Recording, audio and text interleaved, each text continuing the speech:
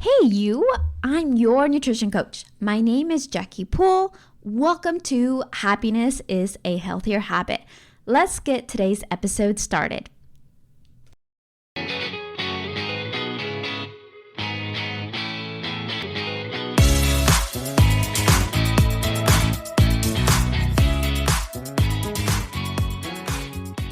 So, I am back. I took a nice long break.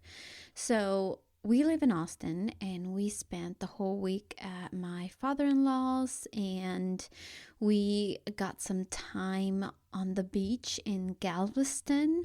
So, it's so funny because we are driving through Houston and I'm like taking pictures of the city, like I'm visiting the city. And it was super nice to just unwind. I actually got a free trial at a gym over there where we stayed for 7 days. So I was going to the gym pretty much every day, but not necessarily for what you think. I decided that I wasn't going to focus on working out that week, that I was just going to de-stress, really take a break from all of that. And I was just going to enjoy the sauna. So in the mornings, my alarm would go off like around 4:30, normally the time that I usually wake up. With the time change though, it made it a little bit more difficult, but I still got up and I just walked. I walked for 40 minutes on the treadmill. I put it on inclined, and after that, I maybe did like a set of squats here and there, maybe some rows on a different day. But my focus was to keep my walking and to enjoy the sauna. And oh my God, to just sweat it out. It feels so good. I felt so refreshed. I felt so energized. My sleep that week, I was sleeping in a twin bed, and I've just been dealing with sleep issues and stress and stuff. And so I slept so good for like 4 days. Like the days that I was going to the sauna, I was taking my supplements in the morning, and it just for like 4 days, I had awesome sleep. Like the time change also helped, I think, because I was more tired. I don't know, but my sleep was on point that week. I wasn't worried about anything. Bills were paid, all of that stuff. So spring break was so good, so refreshing. So it's nice to come back and put on some work. I started my workout routine this week. And so I'm just so excited to tell you how great I feel, because I don't know, it just takes some tweaks here and there. And with the tools of life, sometimes we can spend thinking and overthinking on situations. And also, one thing that I got done while in spring break was I finished my book. I would literally put my book on the treadmill and I was reading the entire 40 minutes. So I got ahead on my book. I finished it. Oh my God, which was so good. The name of the book that we were reading for the book club that I joined was First Light Winds. And it was so good. It was just like, I love, fiction. It gets my mind all of the things that I have to do or the things that I want to learn. Sometimes I'm so focused, I don't know about you, but on learning and joining this and joining that and reading for my knowledge, for my coaching program, for you. And so to unwind and read something that just really digs me into the story, and it was just so enjoyable. And we're actually meeting up this week, so I'm excited to do that. And so, today's topic, enough about me. I'm so glad you're here. Thank you for being here. We are going to be talking about how to be happy. Evaluating, right? It's the last week of the month. I mentioned earlier this year, we're going to do some checkings. How are we feeling? What are we doing for ourselves? What's working? What's not working? And so, sometimes we get caught up on everyone else's stuff, and we compare, right? We compare results, we compare lifestyles, we compare our families, what they're doing, what we can't do, and it puts us in a mood. And so today's evaluation is, how to be happy with ourselves, what we have, what life is throwing at us. And so I wanted to start with a new study from the University of Bristol in the UK, discuss some outcomes from their Science of Happiness program that has been going on since 2018, and it's supposed to help, students achieve a sense of well-being and things like that, right? So I found this very interesting because the study finds that personal happiness can be achieved through very evidence-informed habits. And that's something that I've learned as a coach. There's evidence that shows that exercise and walking and movement is so much more effective than taking a pill for depression. Now, I'm not saying that medicine doesn't have its place, but when we establish these habits, these, good things that we're doing for our body's going to reciprocate, and we'll be able to handle, or more equipped to handle things when life is throwing things at our way. And so having good habits, it's going to affect how we feel about ourselves, how our happiness comes out, and in the long run makes us more attracted to ourselves, right? So the effect can be long lasting, as well as it continues. If you continue to have these practices, it will definitely make such a huge difference on how you go about your day, how you treat others, how others see you.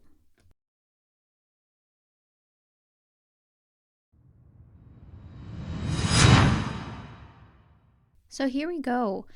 How to be happy. Dr. Bruce Hood was the senior author of the study, The Science of Happiness. And 7 things that came out of this study,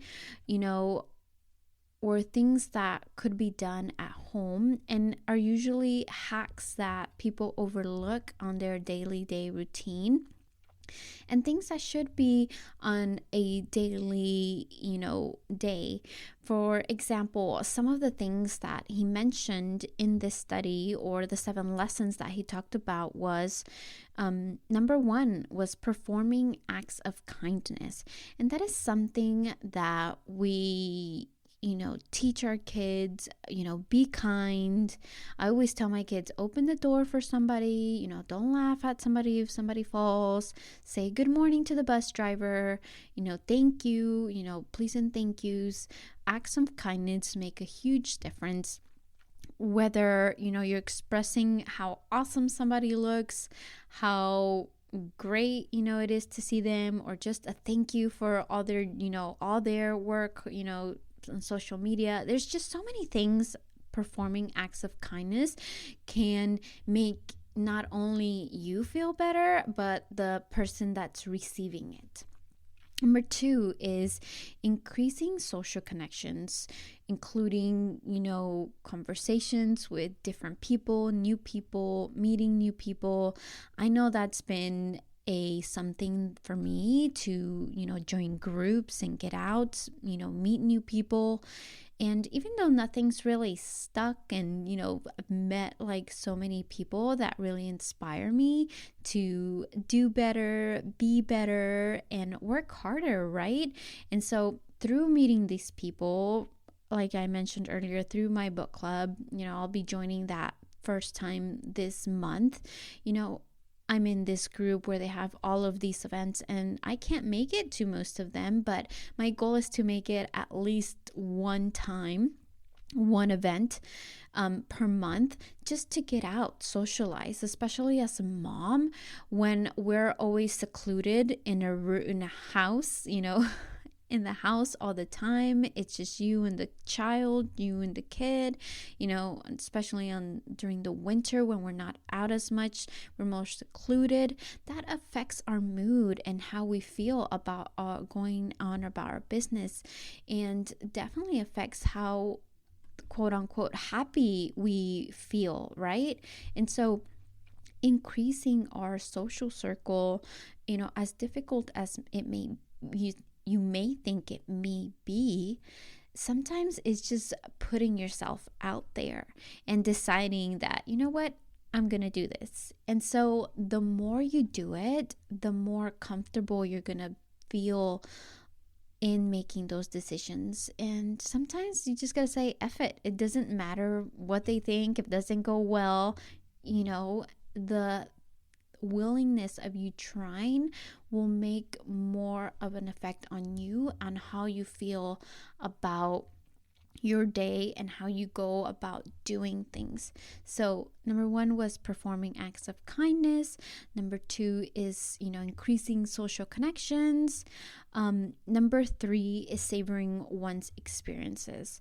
So that's, like I've always mentioned, being more mindful, being more present. I posted this week, I kind of was on my phone most of the time last week. And so we literally drove back from Houston to Austin, packed up all our stuff. So we drove from Galveston to Houston to drop off father-in-law and niece and nephew. And then we drove back home. And then we're like, okay, we got to go grocery shopping for the week. We came back home Sunday and to unpack and all of that stuff. And, I had a conversation with my husband. Like, you know what? I really enjoyed being home with you, being, with the kids and enjoying that motel. It was just a really nice experience. And sometimes we're so focused on taking the pictures and this and that, but actually conversating with my husband on the drive back and just saying, my favorite part of the trip was this, and I really enjoyed that. Just kind of reminiscing on the good parts of the time that we spent together made the trip so much more better on the drive back, just thinking about it, and can't wait to do the next one, basically. Number 4 is deliberately drawing our attention to positive events as aspects of one's day. So sometimes we can have bad days, and that's normal. That happens all the time.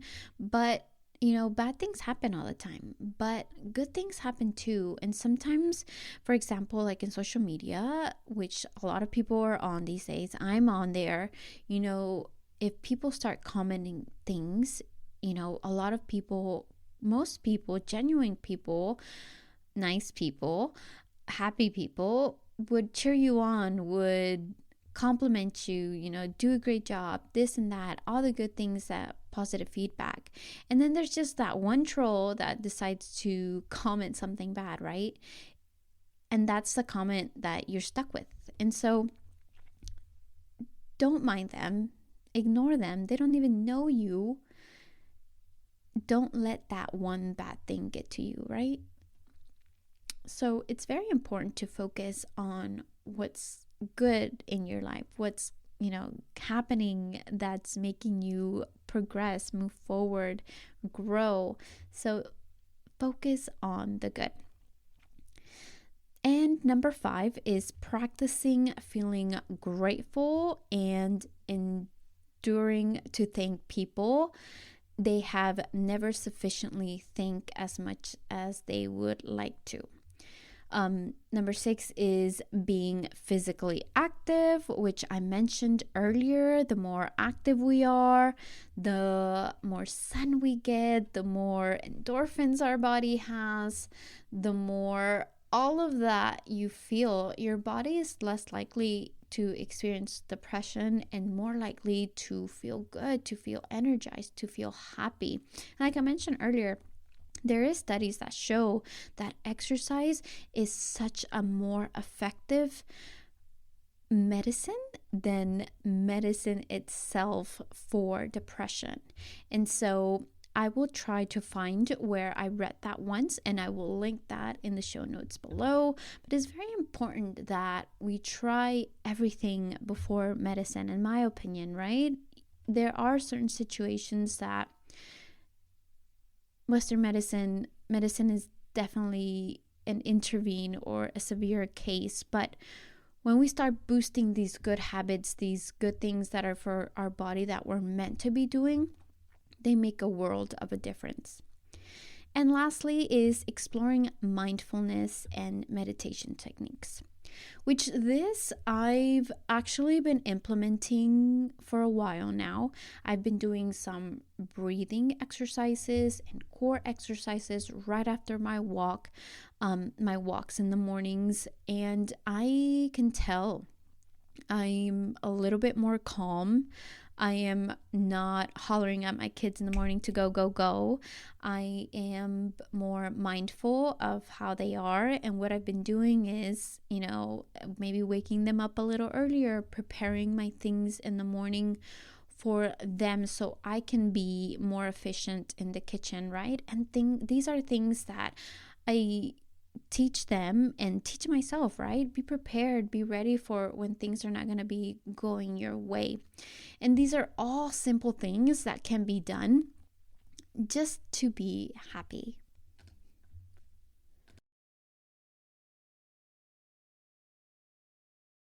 So the purpose of these episodes are to evaluate, to stop and think what's working, what's not working.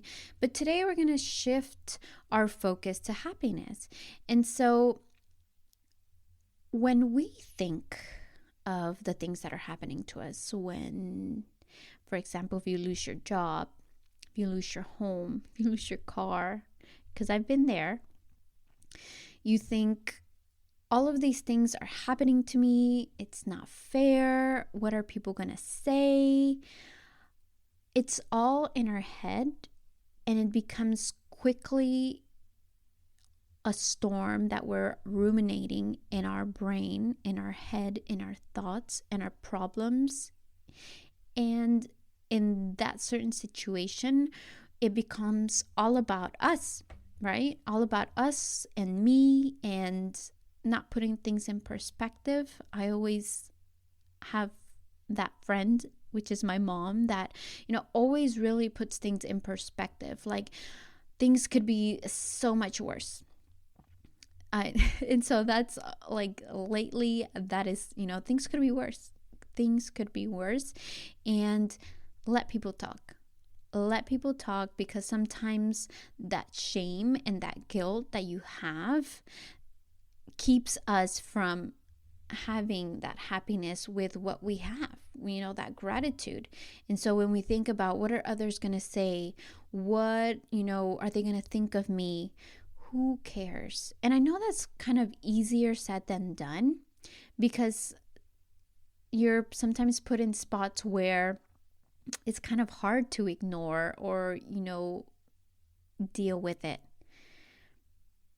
But either don't put yourself in those spots and don't let them get to you. You have to alter that shift. And instead of focusing on all of the bad things that are happening, you got to be grateful and thankful, because I have to remind myself of this all the time, of what I have. I have healthy children, I have a home, I have a roof over my head, I still have food on the table. All those small things that we kind of diminish through life, like, oh, that's normal, we normalize, I kind of make sense, even as family aspects, I'm so happy and so grateful that I have a husband that understands me, that's patient with me, because there are people that don't. There are wives that don't. So shifting that focus of why me and being grateful will allow you to stop being in your head with all these negative thoughts, and allow you to be more open to embracing what's going on and being happy where you at, because all you can do is move forward. And so happiness is a process, right? It's not something that we, today I'm going to be happy. It's not as easy as, that. But all you do is you work towards it. You develop those good habits. And so transitioning from why me and overthinking about all the negative things is, you're going to have all of these feelings. You're going to be wanting things. You're going to want to experience certain pleasures. You're going to want to avoid certain people. You're going to be, departing, seasons in your life. You're going to want to be satisfied in certain situations. And all of these things that are happening and the process to have that happiness you want, it's really just deciding. It's a decision. Happiness is a decision. And I totally believe it. Because there's a point in life where you can say it's not fair. Why me? And I say this because I've been there. I'm like, why can't I, have more friends? Why can't I be thinner? Why can't, have a better marriage, for example? Like all of these things. But I'm thinking about all of the negative when I'm asking for all of these things. Instead of, I'm so grateful that I have people I can go to. I'm so thankful that my husband is always here for me. Things like that, those perspectives like that, it makes a huge difference. So in today's evaluation, episode, I encourage you, I invite you to work on feeling the happiness, because we get stuck in this poor me mindset instead of, I'm so happy with what I have and so grateful that I have it. It's all about perspective and deciding that you're going to choose to be happy.